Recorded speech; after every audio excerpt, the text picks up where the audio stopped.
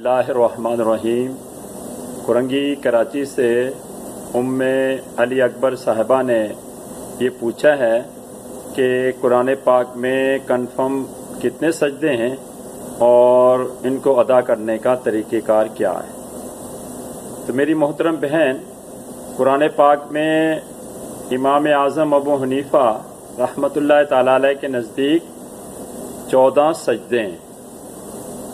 अब सजदे करने का तरीका ये है कि अगर आयत सजदा नमाज के अंदर आ जाए तो फ़ौरन ही सजदा तिलावत करना लाजमी है।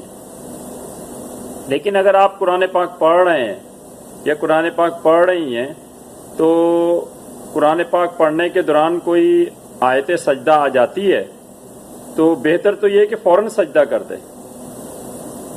अगर उस वक्त सजदा नहीं कर सकती तो फिर ये कि यानी कि बाद में सजदा किए जा सकते हैं, या पूरा कुरान पाक ख़त्म कर लिया तो आखिर में यानी 14 सजदे एक साथ कर दें।